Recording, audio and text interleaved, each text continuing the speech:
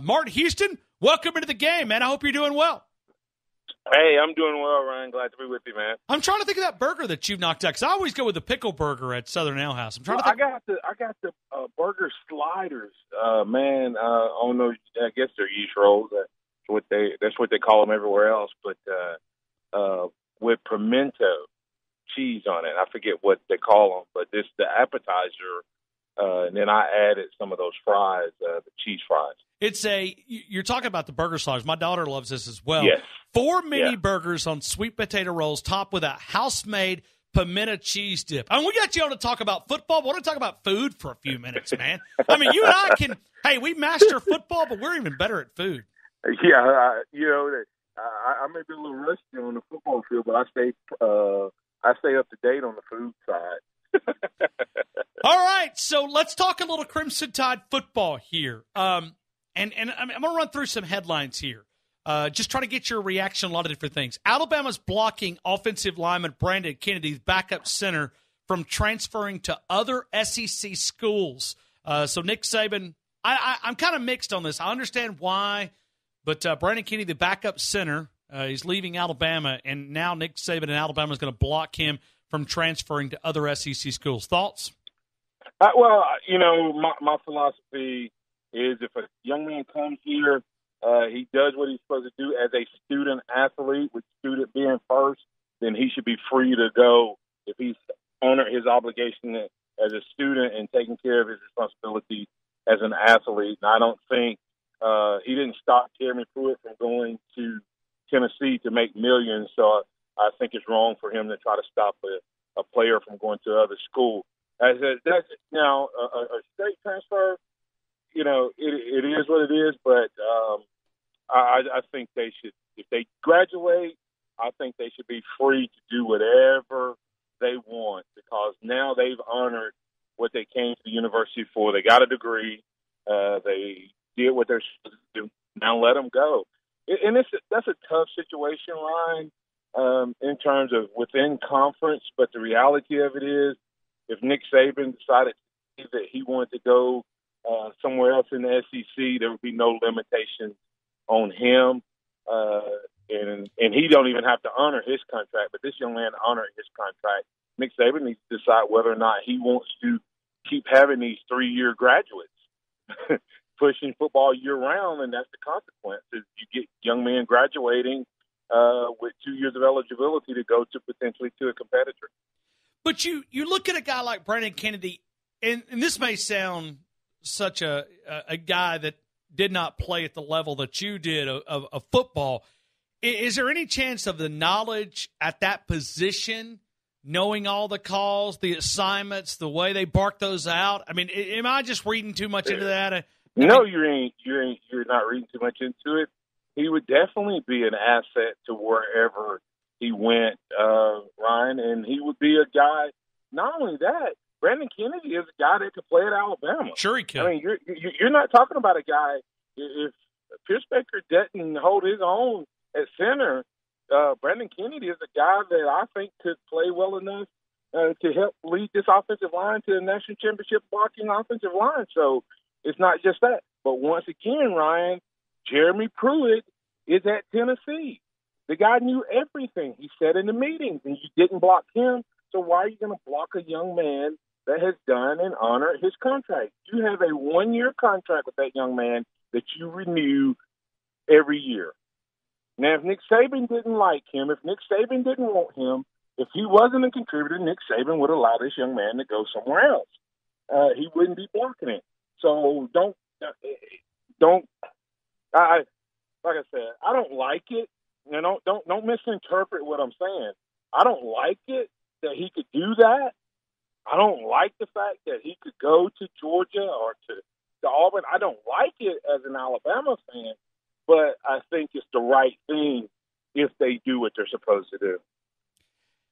You think about this, though. I'll make one big prediction. I'll bet you $1 to a donut that they'll torch Nick Saban and the media for blocking this guy. You want to bet? Oh, yeah. Well, did he block Dallas? Format? Well, he couldn't because he's a grad transfer. So, has what's his name not graduated? I don't. What's his name graduated Saturday? if I'm not mistaken. Okay, well, I think Brandon Kennedy is a grad transfer, isn't he? Okay, well, hey, I think. Now, I had read that he was. That's why I made the statement. If he's not a grad transfer, that puts him in a different category for me. Hold on. Let me make sure I've got this. Even Kennedy's case, yeah, he is a grad transfer. Yeah, so I guess why? That's what I was saying about. Okay, so I guess maybe I'm mixed up on the rules, but how can you block this? I mean, I just automatically assumed that he was not. That's my point. Is I don't think you should be able to block grad transfers. Even though I don't like it, if the rule, like, and people may be hearing me and saying, well, Mark, you didn't say this when, what was his name? Maurice or whatever. Maurice Smith, yeah. Yeah. Well, the problem was that the SEC had a rule, and Nick Saban was simply honoring the rule. Okay? I had no problem with that. But once the SEC commissioner said, hey, can go, at that point, the rule changed whether it's been written down, voted on, or not. Okay? So that's why I say what I say. If there's a rule that says you can't transfer within the SEC and they hadn't broken their own rule in terms of the commissioner, then I would be fine with blocking it because that's the rules that everyone has to play by. But it's not fair if Nick Saban can block it and then someone else can't, and it's just not consistent. So that's why I feel that way on that particular topic. All right, Martin, the other part that we've been talking about, Rick Neuheisel, ESPNU on SiriusXM, made a comment about the only thing, and he's reaching here. He's grasping for straws. He's saying that the only thing that can keep Alabama out of the college football playoffs, he said you can write them with a pen, not a pencil, is the only thing would be a division in the locker room. He has that type of talent, and he really centers around the quarterback position. I don't see it. What do you see? I don't see it leading to division, Ryan, if it's managed correctly. But human nature is human nature. Whether we call it prejudices, whether we call it biases, whether we call it likes, whether we call it relationships, whether we call it friendships, whether we call it preference, it doesn't matter what we call it. We all have them. And when we're in close proximity to people, we develop them, and we become closer to one guy versus the other, and we don't even always know why. Same thing happens in the football world. Same things happens especially at the quarterback position. Some guys like this guy. Some guys like this guy. Some guys don't. Their personality quirks are different. And so unless you have two strong guys, that's exactly what happened. I think that Nick Saban, not only is he fortunate, Ryan, that he has two quarterbacks that can play. One looks like he potentially could be one of the best ever. One's proven to be one of the best ever in terms of wins and losses. But the reality of it is, if they choose to make this a battle and say the best man's going to win and I'm going to do whatever it takes, Nick Saban's got a fight and a mess on his hands because it will divide the team. Because some guys are going to want Jalen, some guys are going to want Tua, and if those guys are pushing against each other in a not just a competition way, but a negative, competitive, politician type of way, then it could divide this locker room easily, by the way. But I don't think it will because of the two young men that you have competing for this job. Can Alabama have a Heisman running back in 2018? Do you see somebody that can just take it over the way that Derrick Henry did, 395 carries, 2,000-plus yards? Do you see somebody with this talent in the backfield that can make a run at a Heisman Trophy in the backfield? Now I probably see running backs different than a lot of people. Always. That's why I ask you. Derrick Henry was a Heisman Trophy winning running back. Derrick Henry was good. But there hasn't been a running back that started under Nick Saban that would not have won the Heisman, including Kenyon Drake, if they ran the ball the same way Derrick Henry. Every single running back that has played for Nick Saban would have won the Heisman had they. Give Eddie Lacy $395. Give Trent Richardson $395. Give Kenyon Drake 395. Give Yeldon 395. Give Damian Harris, Najee Harris, Brian Robinson, Josh Jacobs, those types of carries, Ryan, they all win the Heisman. The problem is Derrick Henry hit a perfect time, a perfect season, the perfect storm where the backup wasn't there, and he proved to be durable. That's the question. I don't know if anybody else there can take that many carries, but if they got that many, they'd all win the Heisman behind the offensive talent. Now, the question, back to your question, can Alabama have a Heisman Trophy winner in this backfield? I think so. I think now, with the way people understand that you have 1 and 2 running backs, if Alabama running backs get on a hot streak and, one of them ends up with 1,500 yards and the other one ends up with, 1,100 yards, that 1,500-yard guy that splits with another 1,000-yard guy could very easily find himself in the Heisman conversation. And then, of course, the Heisman is an award. It goes to the best player, the MVP, on the best team. And I think that Alabama could definitely have that. But I don't know if anybody ever gets to 395 in a season, especially at Alabama again. Do you fear that we are overhyping Tua Tagovailoa? well, I'm going to put that one on a tee for you. Isn't that what hype is? I joke on my show about overhyping and stuff like that, and I joked this week that I heard you. The train's leaving the station, and I love it. It was great audio, man. But I'm just, yeah. I mean, it did make me think. But Ryan, here's the thing. That's what we do. And I'm not talking about just media. That's what we do as people. We look at flashes, and like it, love it, or hate it. If you look at what Tua did in a half, if you say, okay, he's going to do that half the games this year, okay, if he's going to do that in half the games, that means that he's going to have 6, 7, 8 games, Ryan, where he has 5 to 6 touchdowns, okay? So that's 30, right? If he just does that half of the time. If he turns around and then you multiply the interceptions, he'll still be 30 touchdowns, 7 or 8 interceptions. You'll take that. But then you take the other games, if he just does in an entire game what he did half a game, that's another 18 touchdowns. So you're talking about a guy that if he plays 75% of what we saw in that game, you're looking at a guy that's going to have 40-something touchdowns and like 10 to 12 interceptions. That's the potential. So when you're talking in those terms in potential, no, he's not overhyped. Is he overhyped in the fact that we've already given him the job? We make declarations that he's going to do it as if he's done it, then that's where the problem comes in. But as far as just a potential, Ryan, I go back to what I told you the first time. Remember, the first Monday, the first interview after his spring first scrimmage, you said, Martin, is he as good as advertised? And I said, no, he's better. and he's gotten better. And if he continues to progress, he could be really special. Does that mean he's going to start in front of Jalen? I don't know. I mean, might as well keep the conversation going, right? Right. You think that's what I'm doing? No. I mean, you might as well. But I do. Listen, I'm excited, and I had your teammate on yesterday, William Barger, who is a guy. Obviously, he's got a lot of insight.